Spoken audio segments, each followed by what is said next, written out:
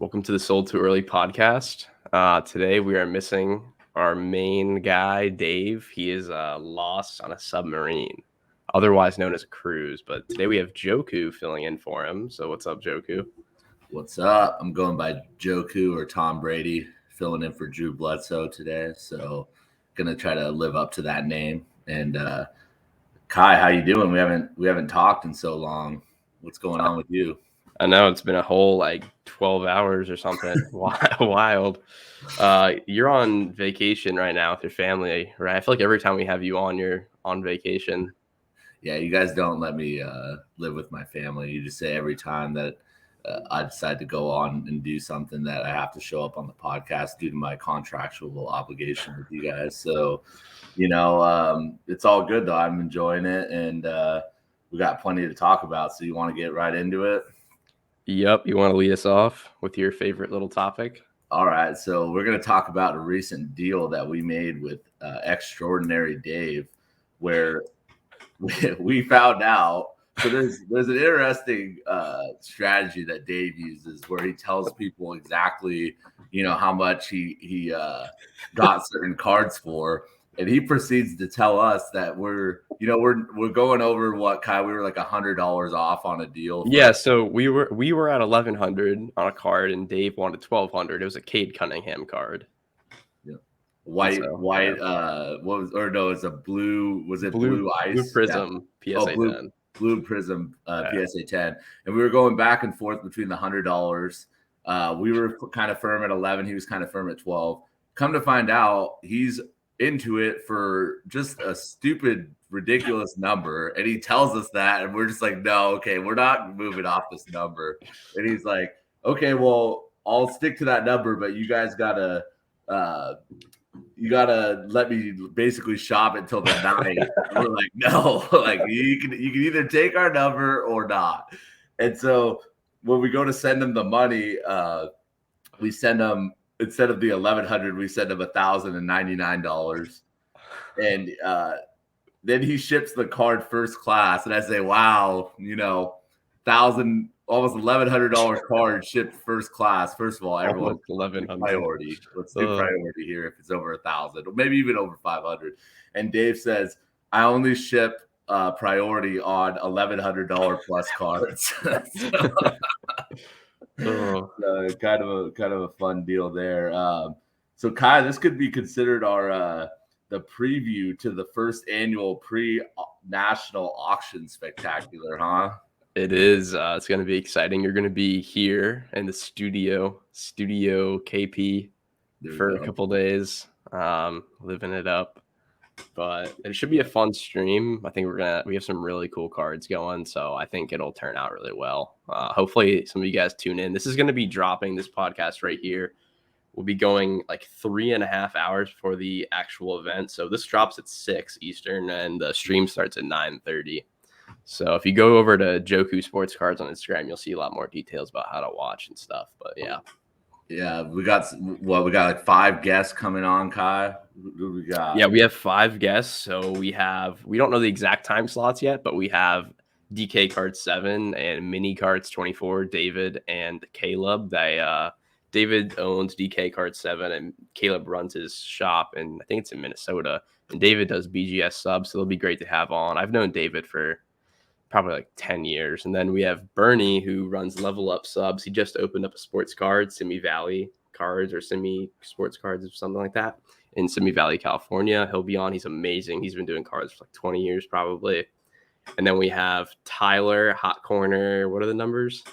I don't know the numbers. Hot Corner. Everyone knows Hot Corner. So yeah. Tyler, and then we have Mikey coming on. Mikey's cards. So should be a good group of guests. A lot of people that are just heavily involved in the sports cards market, with a lot of knowledge. We talked it over. I think we were kind of going back and forth between whether or not we wanted people that would, kind of maybe bring a little bit more eyes, or people that would really bring some good information and good topics to the table. I think we settled on the people that have a lot of good information, good topics, huh, Kai? Yeah, I think it's important because, people listen to podcasts to hear news or whatever, but they also want to know how to get started and where other people started at. So I think I mean, while some of the more big people might have that same like story or insight, I mean, I think these are all people who like really like went through the grind and kind of figured out what to do. So I think it's going to be great to hear from them. Yep, I'm excited. Some of the best cards, I guess, that could be highlighted in there. We got a 1952 Willie Mays SGC 5 I can pull it up real PWCC. quick if you want. Yeah, go for it. You want to keep Maybe talking? sort it by watchers. Yep. So we got the 52 Mays PWCC 15% eye appeal. Some cooler ones. We got like a round of PMGs. Everything's going to be done in rounds in the auction. So we're going to separate it by like lower end football, baseball, oddball. So yeah, here's let's see if we get that a little bigger. But there's a lot of our auctions. We got like, there we go. We got like over 100 cards auctioned. 101 cards. Yep. We got T-Log golds. We got vintage. A lot of modern. We got TCG. Yeah. PMGs. We got TCG.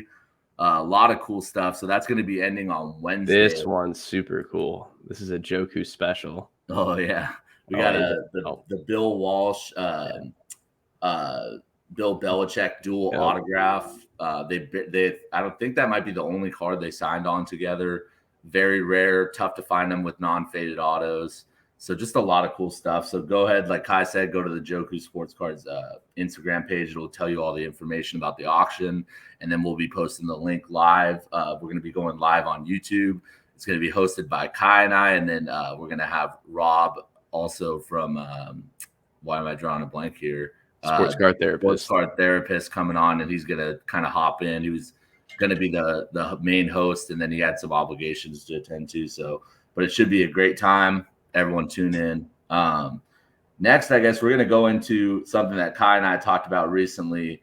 It's a perfect sold too early example. When I was looking back at my old pictures to delete so that I had some space in my phone, and I saw a picture that had about, what was it, like 9 Trevor Lawrence Optic Contenders autos from months ago that probably were sold for about half maybe of what they're selling for now. And then I was also seeing that I own 2 cracked ices and 2 national treasures from Trevor Lawrence. So one of the topics we want to get into is what's the balance between holding like a certain player and having cash. So we've talked about in the past, Kai. So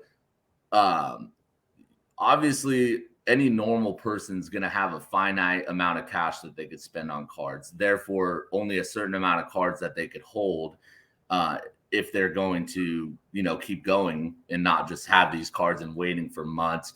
So in my opinion, the balance would kind of be, in this extreme case, Trevor Lawrence is the most hyped player in the offseason right now. I mean, his cards are ridiculously high. You could kind of compare him to Josh Allen or Herbert last year. If you were to get in on these guys early and hold them, you could have made more money that, like stockbrokers and investors would pray to make.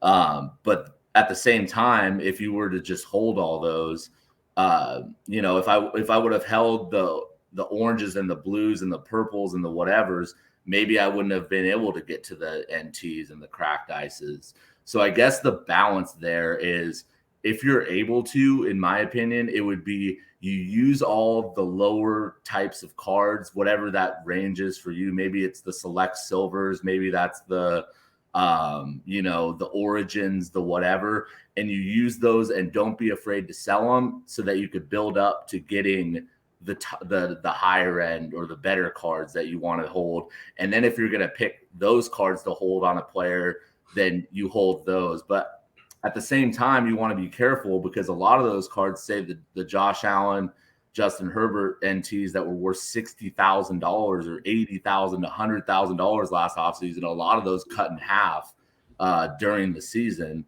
So you want to be careful when we're talking about how long you hold and educate yourself on, when you're going to actually move those. And that would be my advice on that. Yeah, I think if you're talking about holding longer than like the national or maybe the month after, you really have to be careful because, I mean, last year was a perfect example. We saw Mac Jones, Trey Lance, who am I miss? Zach Wilson. There's one more guy, right? Yeah. Well, Trevor Lawrence. I mean, if you look at him too, his market was ridiculously high before the season. Yeah. He took So a massive dip during yeah, the if you year. held any of them any longer than like maybe the first or second week, like you got absolutely smoked. So I think Mm, when you're talking about these quarterbacks that are getting hyped up and their values are like not where they should be in reality, but you can make a lot of money on them. I think you kind of have to take it on a case by case perspective. Like, do I need to flip this card in order to get better, like work my way up, or can I afford right now with the cap space I have or the spending power I have to sit on it for a little bit?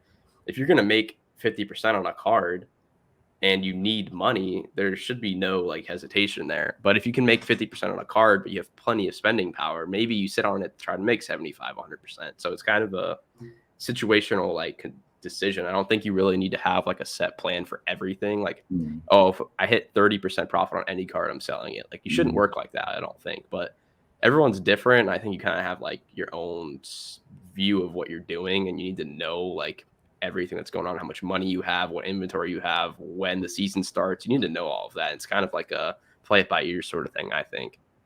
It sounds so ridiculous that I'm about to say this, but I wish that I would have sold a lot of the stuff that I'm selling now. Like, this is going to sound dumb. I wish I would have sold my 52 Mays and held Trevor Lawrence golds and Trevor It's Lawrence crash. crazy, isn't it?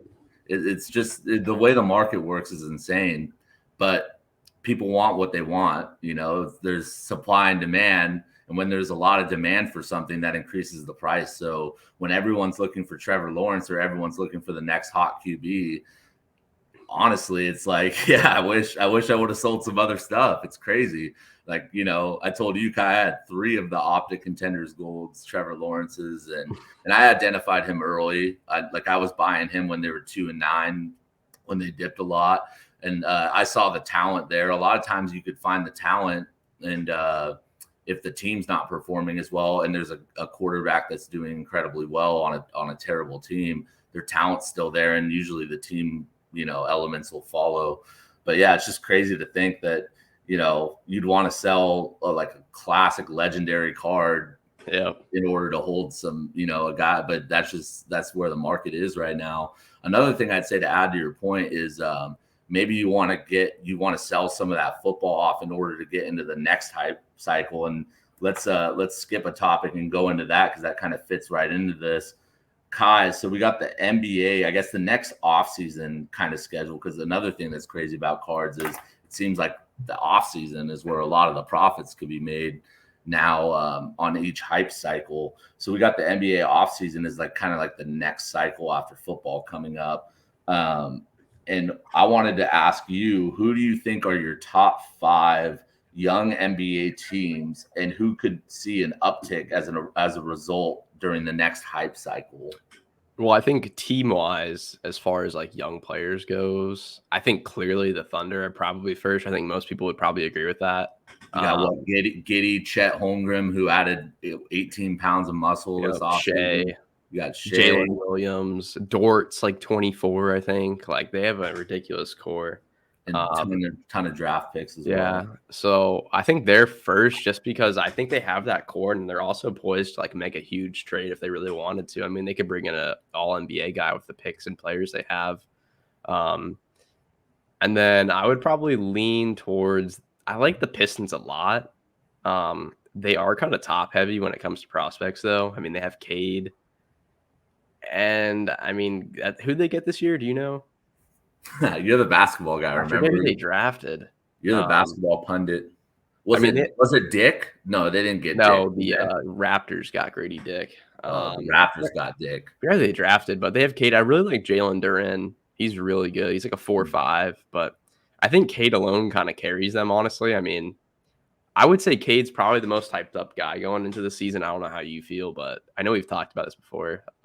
He seems like it. I mean, I see a lot of people looking for him. Usually when people try to get in early on the hype cycle, you'll see like a lot of posts, or like maybe not as much as like right now, where you see every single person trying to find the same liquid football guys. But you start to see early signs like instead of like players dipping, I guess you could see kind of like a stagnant or a little bit of an upward trend during the offseason. So you can kind of get some like early indications. And it seems like Cade should be a more popular guy, like little insight tip, I guess, or little thing that we've been looking at. I mean, Kyle, we picked up a few nice Cades recently, right? Hopefully they all show up and they look all right. But yeah, we got in a little bit early. We like Cade. We picked up an NT recently in a cracked ice, so we're hoping that he kind of trends upward. Thunder seemed like, I guess, with Chet. What's your opinion on Chet? So we got obviously Victor Wembanyama is getting a lot of attention. Yeah. He's not going to have as much cards. Chet has a year off, adds muscle. Where do you see him kind of fitting into the hype schedule? I mean, I think just since he's on the Thunder too, he's going to be in a great spot. I could be totally wrong here, but I don't see much of a difference between him and Victor. I mean, I guess basketball heads could come for me, but I mean, they're very, very similar as players. I mean, they both can take the ball up, they both shoot, they both can pass. Like, I don't.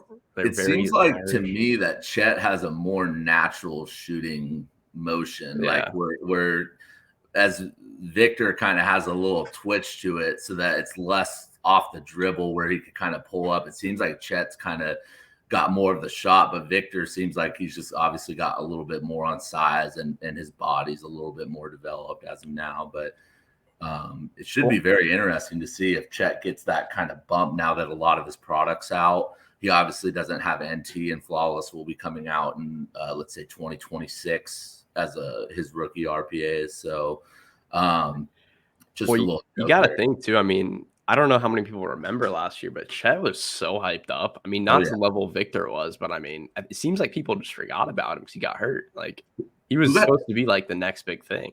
He was drafted second, right? After I forget who was first last year. It wasn't Cade. Cade was the year before. No, Cade was the year before. Oh, that's gonna kill me. Hold on. We'll keep rolling. What about, just to not to mess your list up? Paolo was number one, right? And he had a hell of a rookie year. Yep, we're gonna go to the Magic next. Actually, I don't know. Yeah, I think they're super deep. I mean, they probably have them and the Thunder. I would say competitively have the two closest young cores by far. I mean, the Magic have Cole Anthony, Paolo, Jalen Suggs, Franz, two guys this year, picks. I mean, they're pretty loaded. I think they're just gonna need to get a guy in that's a vet, which might be tough to do, but you wouldn't think it'd be hard to recruit to Orlando with no sales tax, Florida weather, or sorry, no state tax. You save about 8 to 10% on your contract when you go and play for. It's just a poor market, I guess, to be like an athlete or something. I don't really know why, but it's like a small market team in a huge state, and it's kind of a newer, I guess, like what they came out in 1994 90s for I think sometime. Yeah. Or no, Shaq was drafted in 92, and I think they were an expansion team. So I think it was 1992. That makes sense. We don't have to go down that. I know you guys love your rabbit holes, but we can. So far you got the Thunder, the Pistons, and the Magic. The other two teams are both going to be in the Southwest. I would go Rockets because I mean Sengun. I'm not gonna even mention Jalen Green. Jalen Green's pretty good, obviously, but Sengun is going to be really good. They're deep. They just signed a bunch of vets. They probably overpaid all of them, but they signed a bunch of vets. They could actually make the play-in playoffs this year. I could see if they take the next step. They got the Thompson brother too. He's really good. Men, I think. Amen. Thompson. Yeah. And then what's the other brother's name? Asar, I think. Asar. They went back. They're the first brothers to ever get drafted in the same draft, correct? And something like that, yeah. And then I think they were the only ones to ever go within 4 picks of each other or something like that in any draft. So pretty interesting. They went back to back. That was kind of cool to watch. I did watch the NBA draft this year, Kai. So wow. So if you guys don't know, I'm pretty much an obsessive football watcher. I consider myself a QB, not guru, but I've picked a lot of the hype guys like Justin Fields. My two were Trevor Lawrence, Justin Fields early this year. Obviously, those guys have gone up a lot. I admitted to Kai that I know very, very little about basketball, so he's trying to get me informed so that we can make informed investment decisions as the next round of buying kind of comes up. The basketball window seems like it's a lot smaller than football, from what I've heard. I know maybe around August should be a hot time to kind of sell right before the season, Kai.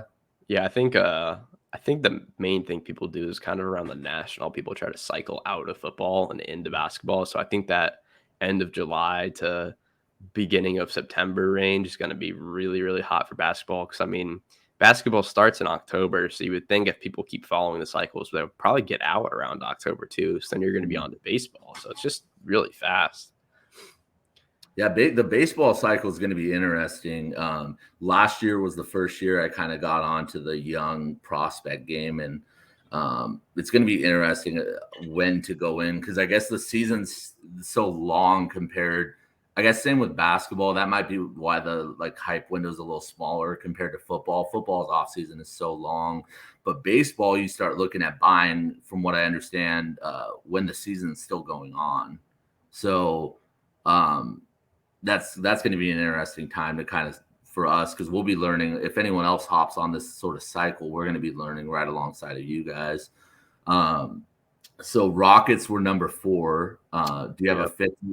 Where would you put the Spurs in this equation now? That was my last team. Oh, I picked it. Oh yeah, you already said Southwest. Well, I didn't go in order here. I was just kind of naming 5 teams. I think the Spurs, I mean, you might even have to put them first, honestly, if you're just going on talent. Because I mean, Victor, if he's going to be what he's going to be, I mean, they have Victor, Vassell, Keldon Johnson, Sochan. I'm probably missing a guy, but I mean, what's your? So I know you were high on Vassell. Kind of when we had a conversation, you were saying that his market had already kind of gone up quite a bit. What do you like about him, paired with Wembanyama, and where do you think that Vassell could get some hype going into this next cycle? Yeah, I mean, Vassell kind of carried them last year. He's a two-way guy, shoots, can take the ball up, pass, plays really good defense. I mean, I think he's just a perfect complement to a guy like Victor, because Victor, I mean, he's big, but I don't know how much of a defender he's going to be on 250-pound plus dudes. I mean, you're going to have to take the load off him with guys around him. I'm pretty sure Keldon's a decent defender. Sochan's a really good 4. So the good part about Wembanyama is I think he led his league in blocks all time. So he's got such a long wingspan. That'll help a lot. What he might give up with getting bullied, he'll make up with, I think, on a lot of on defense. And he's obviously going to add some weight. I think the main thing from what I've seen is you don't want to have him add too much weight all at once, because those bigger guys tend to get hurt a lot more. So I think, it might take a couple of years, but he's already ahead skill wise, and just from what I've seen, just an amazing just talent. And it was just crazy because I remember I think he played. Was it for the G League Ignite or against the G League Ignite or something? He played against Scoot, I think. Yeah, and I remember the game being on ESPN, and just talk about how much reach this guy has.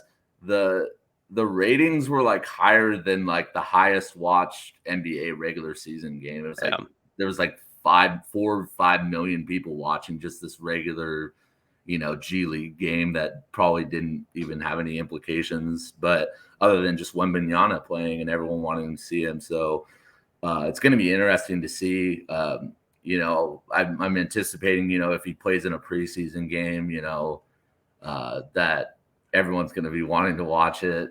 So go to the game, maybe. I hope that'd be sweet. Go watch Wembanyama play.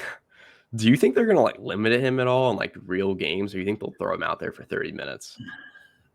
If I had to guess, I think we talked about this. I would say probably summer league. You'll see him play maybe in the first 2 games, and then kind of you'll hear some small injury and have him oh, we're gonna rest him, blah blah. And he'll probably won't. I wouldn't expect him to play the entire summer league. I wouldn't expect him to play every preseason game. I'd expect him to have some sort of limits or minutes restriction. There's no reason to have this guy come out and get injured. he has enough professional experience to where he should be able to come in and at least have an impact. If I had to guess his like stat line, I'd probably say he's going to be in the 18-7 range, 19-8 range. I think he could improve on his passing and be a really like skilled passer, I guess you could say.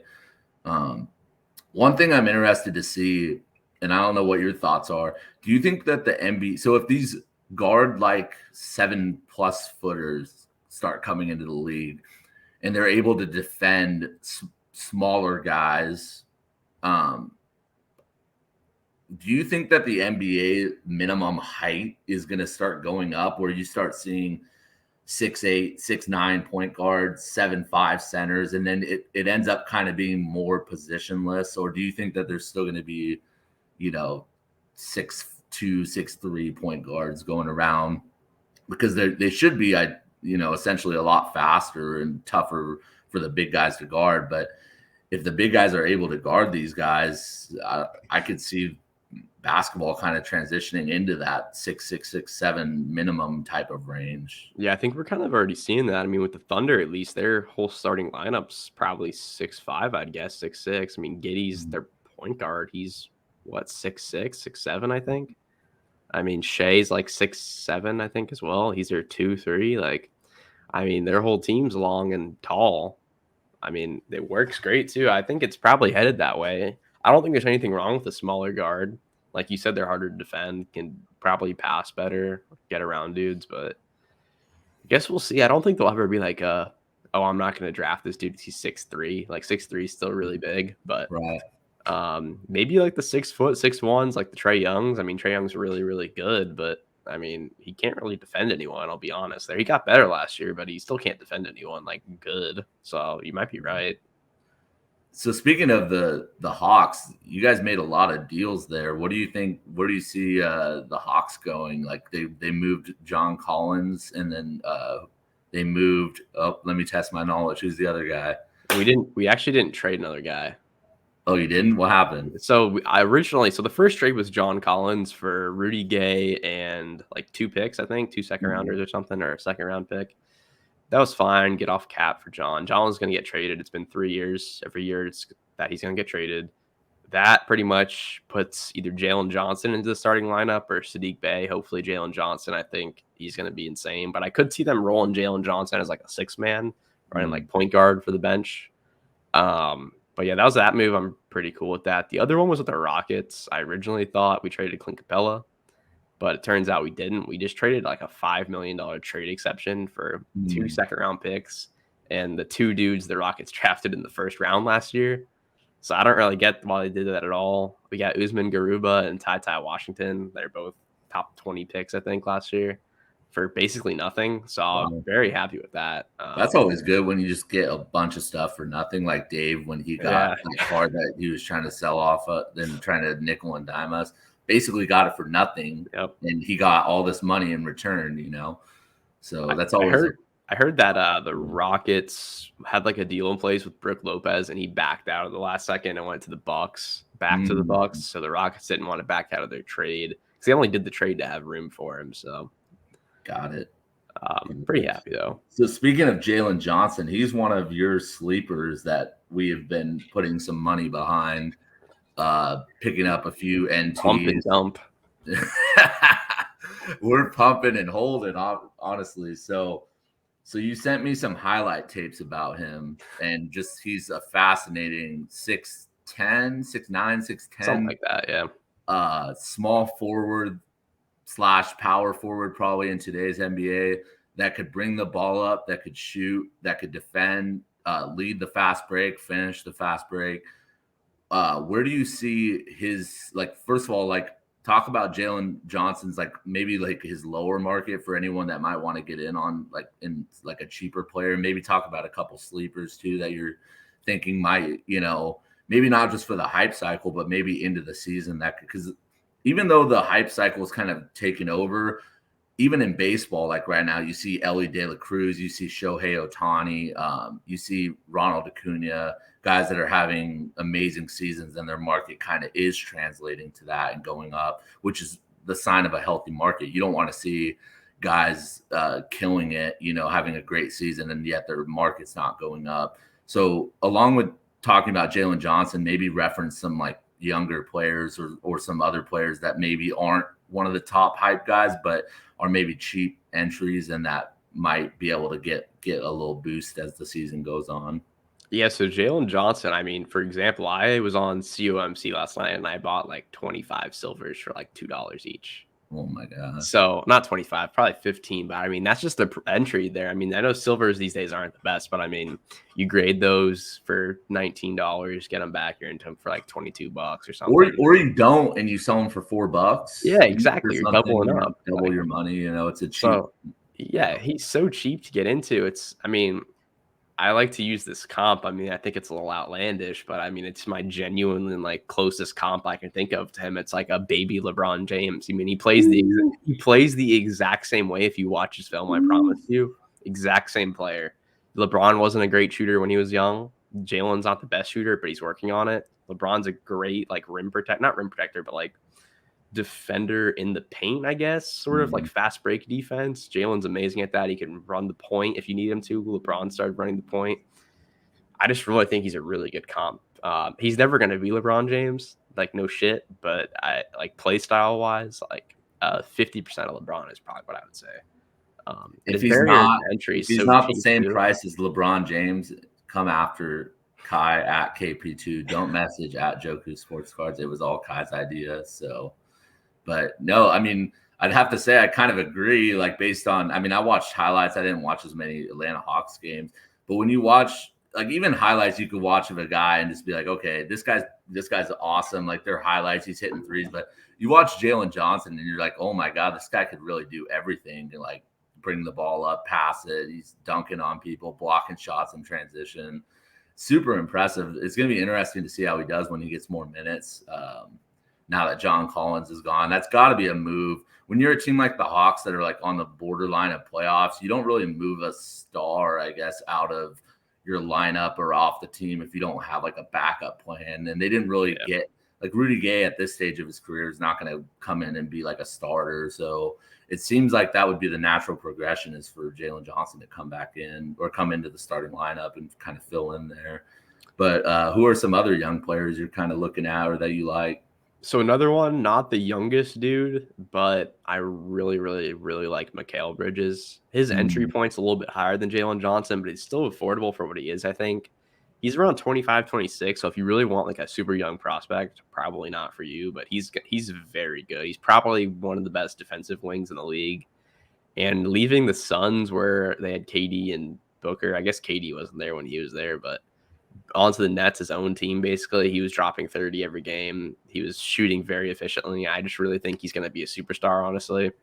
You don't see many dudes who played two ways like at a very high level anymore. I mean, Kawhi is probably the last one, and now he's hurt every year. So I'm not comparing him to Kawhi, but I think he's probably the next two-way elite guy that's going to be there. He's going to his stuff's a little bit more, obviously, like I said, than Jalen, but I think if you believe in him and you think he could kind of lead the Nets to a playoff run, I think he's a pretty decent buy.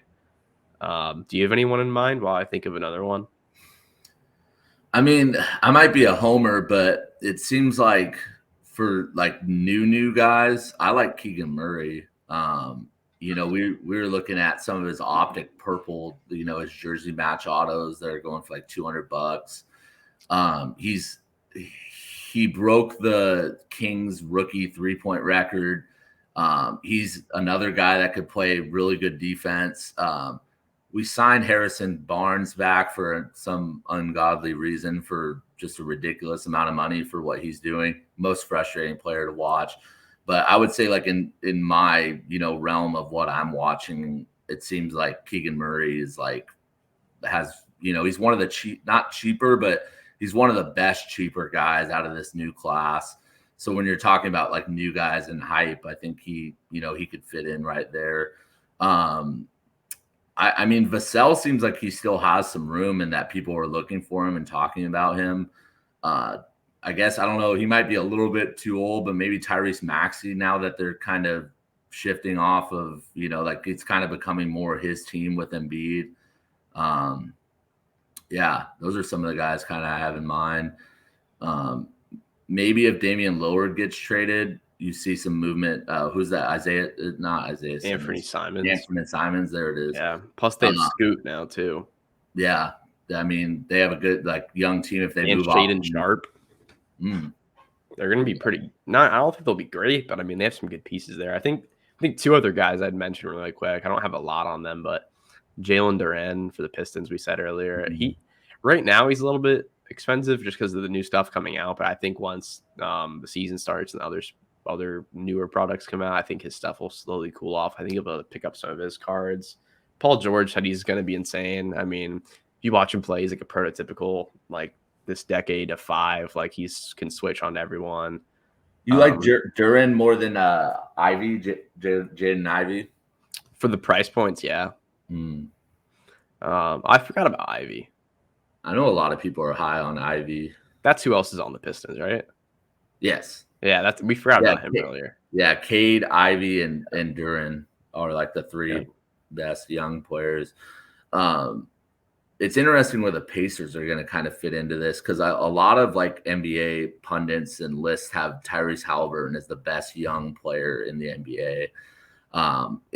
It's tough because it's a smaller market. He's starting to get a little bit older, I guess you could say, which is we always talk about how in the market, you could talk about a guy that's, maybe too old for the investment cycle to kind of pick up on him, which is really crazy because a lot of these guys we're talking about are 22, 23 years old. But there could always be an Anthony Edwards situation. Like last year, I think he was the hottest guy going into the season as far as I'm concerned. So it'll be interesting to see if Halliburton kind of picks up a little bit too, being that he's just an amazing passer, scorer, just floor general. Probably going to be one of the best point guards in the NBA when it's all said and done, I guess, for the next 10 years. So it'll be interesting to see. I don't really know a lot about their team. I don't watch the Pacers a lot. They have Mathurin, but their roster is pretty weak right now. I mean, I think it's also going to be hard for the Pacers to get anyone really in free agency unless they overpay. But they're going to have to draft well, I think. And the other guy I would say really quickly is just Trey Murphy. The Pelicans are super deep though, so I mean, I think he starts at this point, but they just have so many players that I don't really know if taking a guy and investing in them is really going to do much because there's not going to be a ton of attention because their team's very solid vets and young guys. Get Zion, obviously. So, I mean, you have Herb Jones over there, Trey Murphy, Zion, and then you have a bunch of vets, Steven Adams, I think, CJ McCollum. So it's a very deep team. And one young guy, I don't know if will really stand out unless they make a deep run. So I like him, but I don't know if I would go heavy on him if you're trying to find a new guy. So I guess one of the reasons Kai and I are talking about this is because here's a text I got from I'm not going to say his name because he didn't give me permission or whatever, but everyone would know this person in cards, very successful, I guess you could say flipper, investor, whatever you want to call him. Everyone will be heavy into football and nobody will care about basketball. So that's kind of why we're talking about this is because you can, while a lot of people are focusing on football, you can kind of find some better deals, I guess you could say, in basketball. I would say we're still buying football just because there's still money to be made, and that's what a lot of people are looking for. But if you're able to buy something and kind of hold it for a couple months, I would say basketball might be kind of the direction you might want to go right now. Yeah. And I think with the basketball too, you don't even, I mean, if it makes sense to hold it, obviously the better higher end stuff. But I think you can still flip it with basketball, get it in, grade it, stuff like that. But yeah, I think the football cycle is kind of coming to an end here with the national. I think that'll be a good turning point for a lot of people that are trying to get into basketball or maybe even baseball super early. So what would be interesting to see, I guess, do you have any expectations for the national? What do you think is going to be hot? Do you expect to move on a ton of inventory? Do you think you'll buy a lot? What do you think? I'm hoping that we go in with because Kai and I are going to be setting up next to Rob, sports card therapist. We don't know our booth number yet, but we will be set up the entire time. We're going to be there the entire week.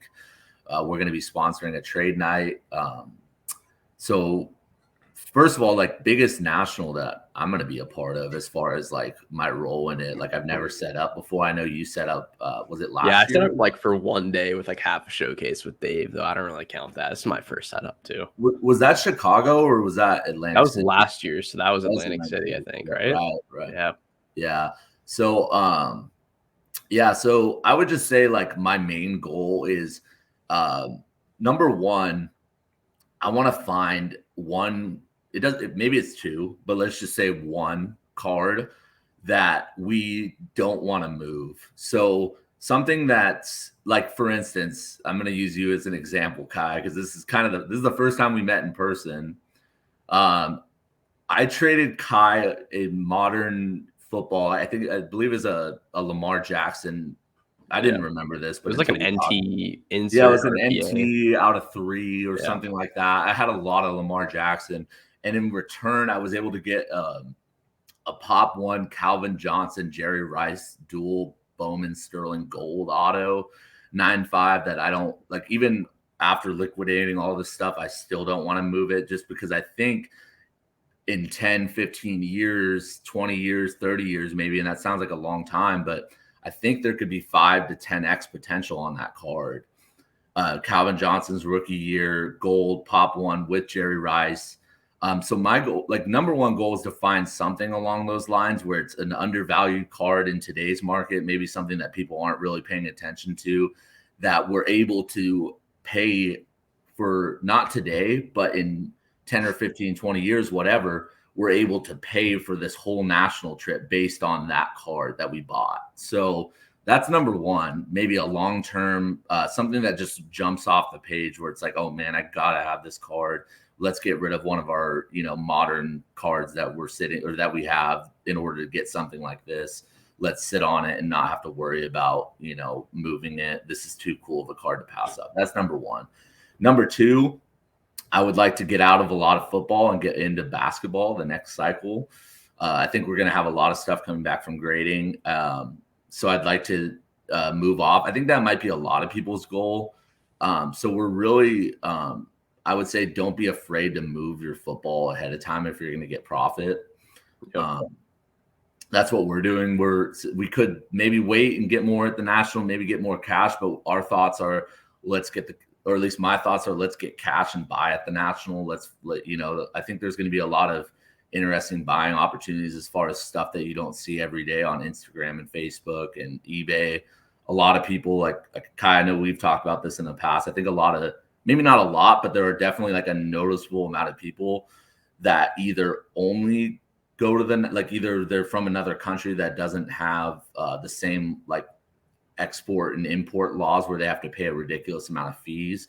So they'll when they buy and sell cards. So some people will only deal at the national. They'll buy their inventory and they'll sell their inventory at the national. So I'm just excited to see a lot of stuff that we don't see every day, and hopefully have some cash to buy and look at this next cycle. What about you? Yeah, I think it's pretty similar to you. I mean, just having a table set up for the whole show just lets you see so much more. Because if you're walking around, you obviously see all the dealers. You go to the trade nights, you'll see people's cases at the trade nights. But if you're set up at a table, I mean, people are consistently for 7-8 hours a day for 3 4 5 days in the week. I mean, they're gonna be coming up to you showing you their cases, and that's all stuff you wouldn't normally see for the most part if you're just walking around. And some of those dudes have better stuff than the people that are set up, and you just would never know if they didn't come up to you and be like, "Hey, are you looking to buy?" So I think that's probably what I'm most excited about, is just to see all the stuff you would normally see if you were walking around or just there for a day or two. Yeah, that's a great point. Another thing I think we've talked about too is I'm just excited to meet more people and get more, I guess, like friendships and relationships in the hobby. Why are you laughing? I think I'm excited to meet friends. No, but I think like the more that I'm diving into like cards, because like I don't know how much you guys know about me, but I've been doing like collecting since I was a kid. Like took like a natural kind of break in high school and college where I didn't focus on it. And then right after college, so I wasn't like a 2020er, which there's nothing wrong with those people, but I've been collecting since I was a kid. and I got back in like 2017. But I had no idea that like all these shows and like how big it was. Like I had no clue. I watched Leighton sports cards like videos online. I thought like the breaking in eBay was kind of like where the market was. I had no idea that there was like a national show and all these shows. So I would say like if you haven't gone, just like honestly, like I know there's a lot of like controversy of people saying like, oh, don't go broke or don't, like overextend yourself. But if you're able to go to the national, like if you live close and you could drive and find like a place, like Kai and I are staying at an Airbnb, like not too far off, and is way cheaper than any of the hotels we were looking at. So if you can find a way to go, just go, because you're going to get a lot out of it. Like it'll open up your eyes. Like even if you're not going to buy and sell, you'll see a lot of like people that you could kind of aspire to. And the more I've realized, like the more I've been in it, like relationships are so important. Like I know we like kind of like dogged on Dave, but when he's buying, like he's able to buy and find a lot of like bulk deals, and in turn, like he knows what we're looking for, and he'll like if he can make money and we can find like kind of stuff that we're looking for, stuff we can make money on, and you could develop those relationships. I think that's super important. I think that's like a big part of what the national can be for us and be for everyone, is kind of meeting more people that collect and do the same thing you do, all common interests. A lot of people are interested in sports or cards, or even if they're flippers, there's still a lot of flippers that don't watch sports or that don't really care about the cards. You could still find common ground with. So I think that's going to be like another huge thing that I'm looking forward to, is just meeting more people and developing more relationships and friendships. Yeah. Totally agree. I think one of the last like major points we want to talk about was eBay authentication. Oh yeah, we got to get I into don't know if you want to lead this off or you want me to. Do you want to take it? I'll intro and then I'll ask you some questions. So our question is, so we want to talk about eBay authentication. I've heard a lot of people talk about it, like what they like, what they don't. But we're going to say, how can they change it and fix it? And then we're going to talk about some examples of things that have happened to us recently that are very, I guess you could say, either aggravating or interesting.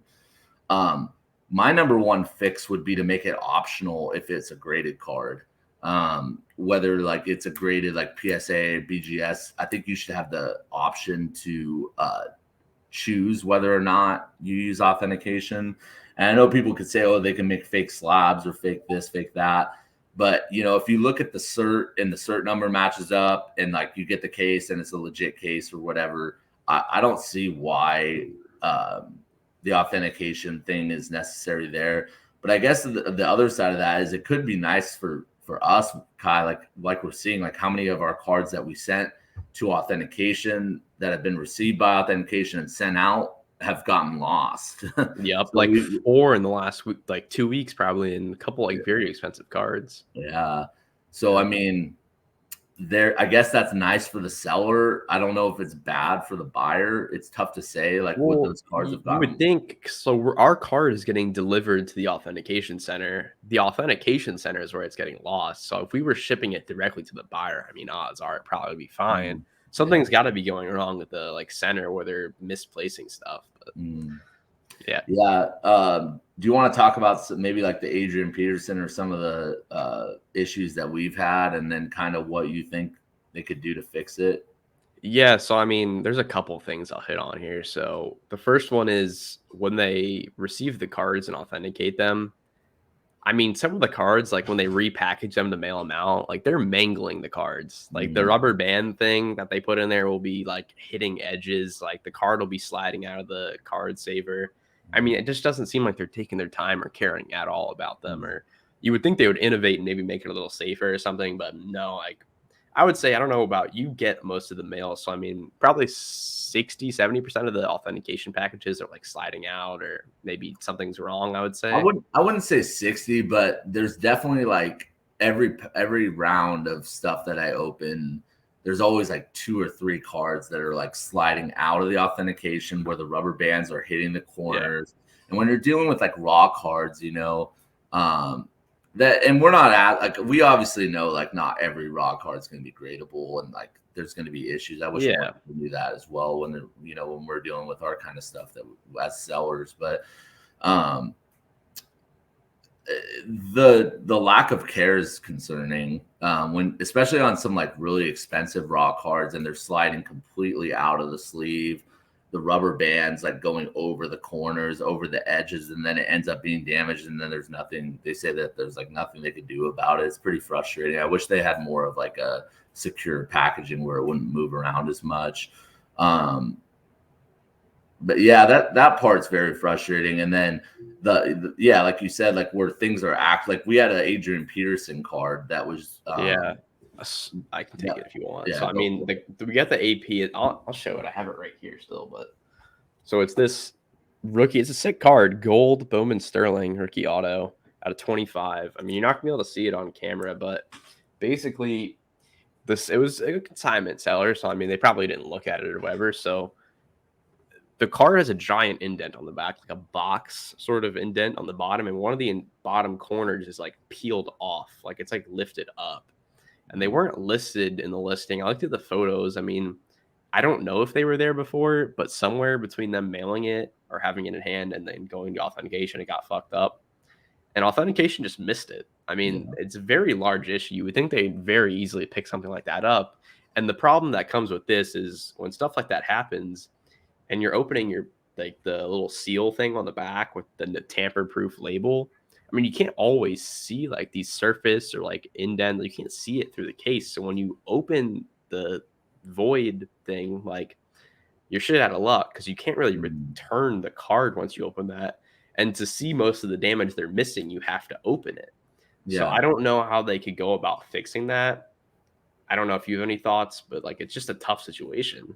They got to open their eyes a little bit because some of these are so obvious. Like it's like we're not asking for like if it has a little dimple or it has a small. Yeah, it's like real damage. It's like it's like indents, damage, and maybe it's happening in the shipping side of it. I don't know, but they got to have a way to cover it. And I guess for their end, it's just tough because once they've already paid out the seller, and the whole process has gone through. I mean, I guess I can imagine some bad eggs like putting damage to the card and saying it got damaged if it wasn't like gradable or whatever. But if you had someone like, I guess if you recorded it yourself opening the tamper proof and you took a video of the card on bigger ones and there was some actual damage that they missed, I think they should cover it because really, if they want to make this as part of their big service, yeah, they're going to take some hits at the beginning, but then that just makes them be more careful when they're looking at the cards, like so that they don't lose that money. But I think they should take the whole hit on, if they send or if their authentication misses it, they should take their card and then they should sell it and take whatever hit that is a result of that card. Yeah, I think honestly, there's too many. Like it's not like one every 100. It's like that's what I was gonna say. I mean, if we get in conservatively like 10, 20 authentication raw cards, I mean, 2 or 3 of them are usually fucked up, like actually damaged. Yeah, and I mean that's not okay. So I don't. And when we send, it could just be us, I guess. Yeah. But when we send stuff out, and it might have like a minor little defect or something like very small, like we'll note any like damage, but something minor and they'll like reject it. And we're like, okay, why are you rejecting this like small defect? But our card came in with like a missing corner and it was fine. It's like, what is going on? Our card was cut in half and it made it through. Like someone took a paper cutter to it. But yeah, no, it's an interesting one because I guess it's still relatively new. But yeah, they definitely, and I mean, they're getting so many cards. I'm sure it's crazy. But yeah, they got to figure it out somehow because it all reflects back to their, how much they're charging in fees. So if that's going to be like their main service to like differentiate themselves between other companies, like they got to find a way to like not do that. I don't know. I don't know if that's good advice for them or if they could take it. But they need to get their shit together for sure. Yeah. All right. So we'll wrap it up. We got like 5 more minutes, I guess. But I guess the last thing on our topic was something that I've been diving into. Some of you guys might have seen my poll on Instagram about aliens. So what really sparked this was there was a UFO sighting in Las Vegas recently where for the first time that I've seen, so I've been following this for a little bit. Like my dad's like a history teacher. Like I collect like oddball weird cards that are a lot of like historical figures, and that's kind of become my PC.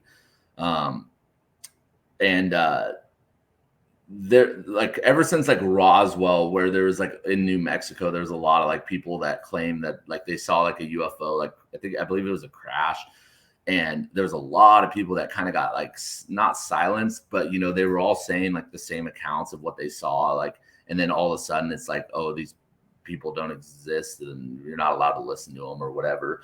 But recently there was a UFO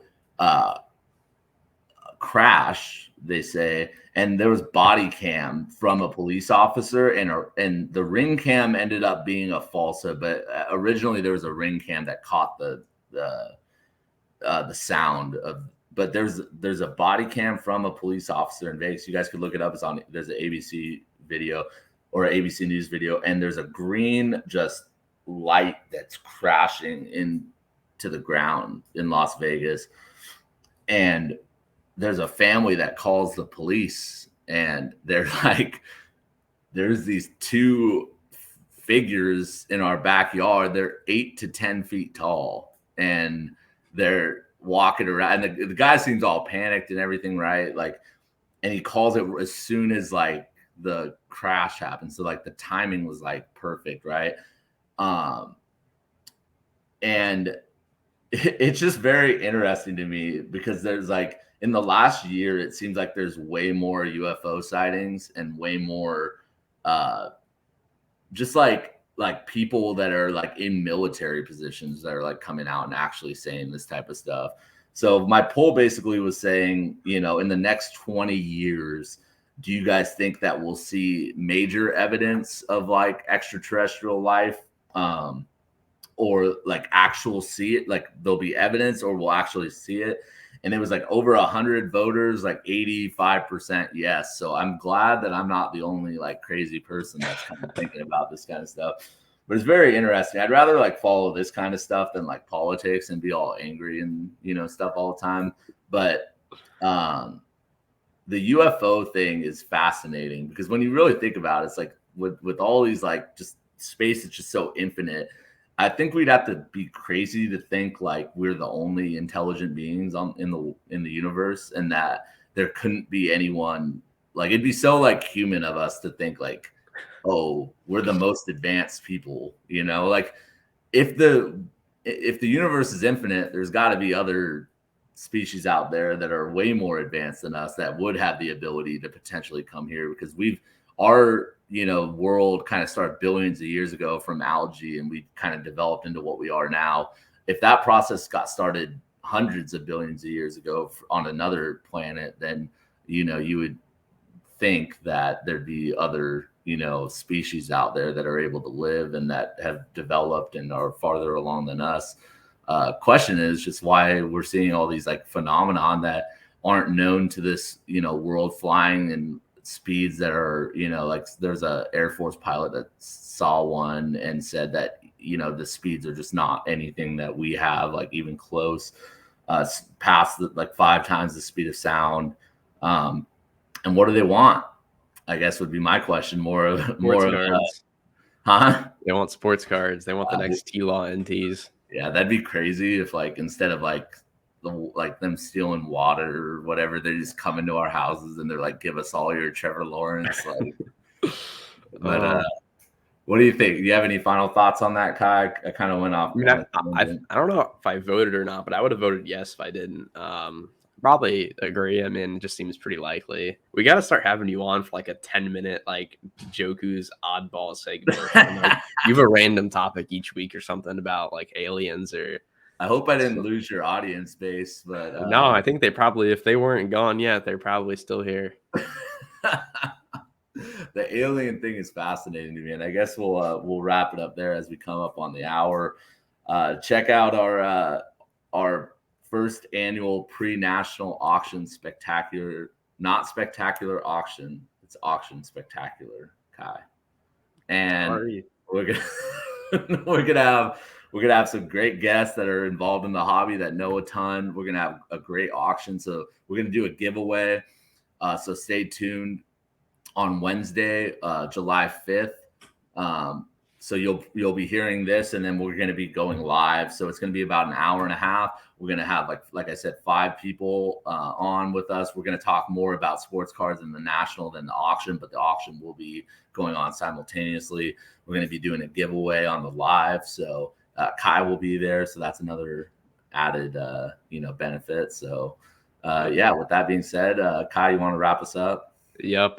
Thank you guys for listening. We hope Dave arrives safely from the water. And thank you guys. Peace. No submarines.